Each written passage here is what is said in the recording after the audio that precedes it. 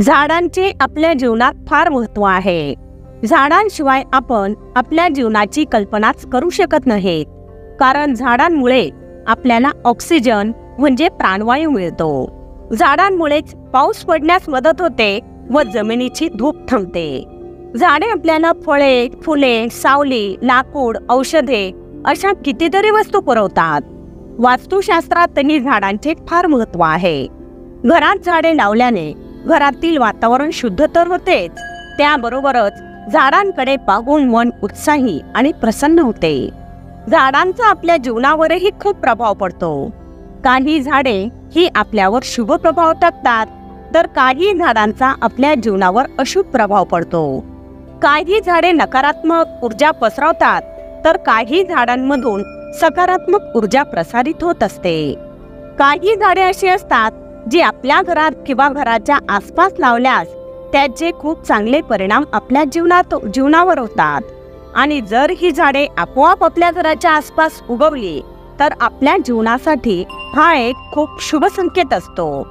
आजच्या व्हिडिओत आपण जाणून घेणार आहोत की कोणकोणती झाडे झुडपे आपल्यासाठी शुभ असतात, तर कोणकोणत्या झाडा झुडपांचा आपल्या जीवनावर नकारात्मक परिणाम दिसून येत होते. सर्वात आधी आपण जाणून घेऊयात आपल्या जीवनासाठी शुभ व सकारात्मक झाडे कोणती आहेत ते. त्यातील सर्वात पहिले झाड म्हणजे तुळस. तुळशीला आपल्या हिंदू धर्मात खूप पवित्र मानले जाते. प्रत्येक हिंदूंच्या दारात तुळस ही असतेच. तुळस आध्यात्मिक दृष्ट्याच नाही तर औषधीय गुणांनी युक्त असल्याने आयुर्वेदातही मानाचे स्थान मिळवून आहे. तुळशीला देवी लक्ष्मीचे प्रतीक मानले जाते. तसेच श्रीहरी विष्णू भगवंतांना तुळशीची पाने अतिप्रिय आहेत. म्हणूनच घरात जर तुळशीचे रोप असेल तर घरात कधीही धनसंपत्ती आणि आरोग्याची कमतरता जाणवत नाही. तुळशीमधून सकारात्मक ऊर्जा प्रसारित होत असते आणि त्या सकारात्मक ऊर्जेचा आपल्या जीवनावर सकारात्मक परिणाम होत राहतो. तुळशीमध्ये नकारात्मक ऊर्जा शोषून घेण्याची अद्भुत क्षमता असते. दारात जर तुळस असेल तर वाईट व नकारात्मक शक्ती आपल्या घरात प्रवेश करू शकत नाही. दुसरे झाड म्हणजे बेलाचे झाड. ज्यांच्या दारात बेलाचे झाड असते ते व्यक्ती नेहमी सुखी असतात. बेलाचे झाड खूप मोठे असते, ते अंगणात लावावे. हे झाड दारात लावल्यास घरात सुखसमृद्धी कायम असते. बेलाचे झाड देवादिदेव महादेवांना अतिप्रिय आहे. म्हणून जर आपण हे झाड आपल्या दारात लावले तर देवादिदेव महादेवांच्या कृपेमुळे आपल्या घरात कोणत्याही प्रकारची वाईट व नकारात्मक शक्ती प्रवेश करीत नाही. त्याबरोबरच राहू केतूच्या दुष्प्रभावापासूनही आपल्या घराचे संरक्षण होते. पुढील झाड म्हणजे लिंबूचे झाड. तंत्र मंत्र, करणी, जादूटोणा यामध्ये आवर्जून लिंबाचा वापर केला जातो.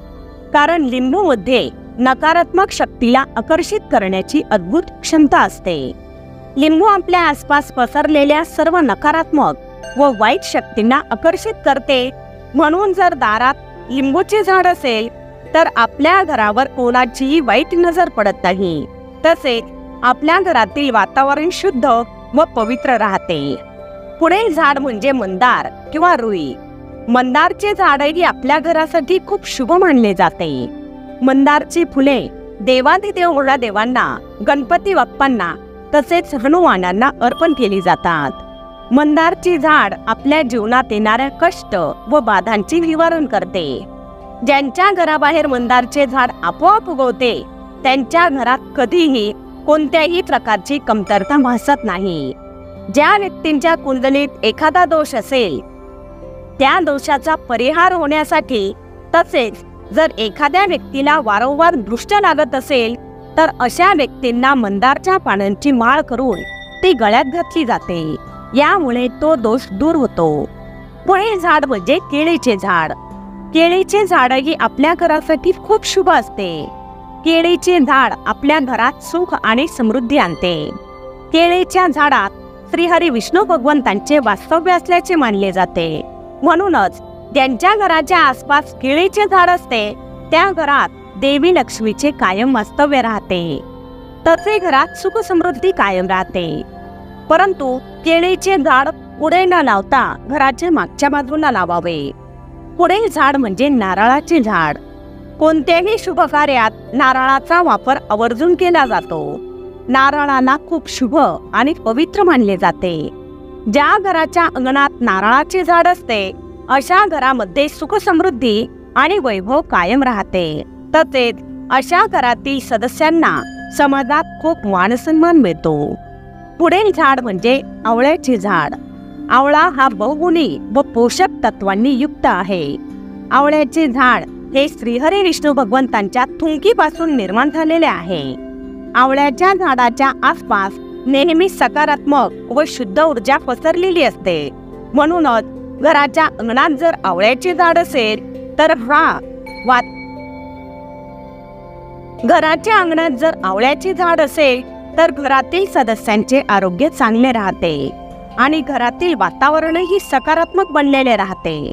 आवळ्याच्या झाडाला पापहरण करणारे झाडही म्हटले जाते. हळदही सर्व धार्मिक आणि शुभ कार्यात आवर्जून वापरली जाते. तसेच हळदीला शुभ आणि पवित्र मानले जाते. हळदीमध्ये दैवी शक्ती असते. म्हणून घरात जर हळदीचे रोप असेल तर घरात सर्व प्रकारची सुखे हात जोडून उभी राहतात आणि घरातील वातावरणही शुद्ध आणि पवित्र राहते. ही आहेत ती झाडे जी आपल्या घरासाठी शुभ व पवित्र असतात आणि आपल्या घरात सुख समृद्धी व आनंद आणतात. परंतु काही झाडे अशी असतात ज्यांचा आपल्या जीवनावर खूप अशुभ व नकारात्मक परिणाम होतो. अशी झाडे चुकूनही घरात किंवा घराच्या आसपास लावू नयेत. चला तर जाणून घेऊया ती कोणकोणती झाडे आहेत ते. घराच्या आसपास कधीही काटेरी झाडे लावू नयेत. तसेच विषारी, ज्या झाडांचे पान तोडल्यास दूध निघते अशी कोणतीही झाडे दारात लावू नयेत. याला मंदारचे झाड अपवाद आहे. तसेच चिंचीचे झाड, बोरचे झाड ही नकारात्मक शक्तींना आकर्षित करणारी झाडेही घराच्या आसपास लावू नयेत. तसेच आपल्या घराच्या आसपास पिंपळाचे झाडही लावू नये. यामुळे आपल्या दारिद्र्यात वाढ होते आणि आपल्याला कोणत्याही कार्यात यश मिळत नाही. मित्रांनो, व्हिडिओ तर तुम्हाला नक्कीच आवडला असेल. व्हिडिओ आवडला असेल तर लाईक व शेअर करा. तसेच अशाच प्रकारचे नवनवीन व्हिडिओ पाहण्यासाठी आमच्या मराठी टिप्स या YouTube चॅनलला सबस्क्राईब जरूर करा. धन्यवाद.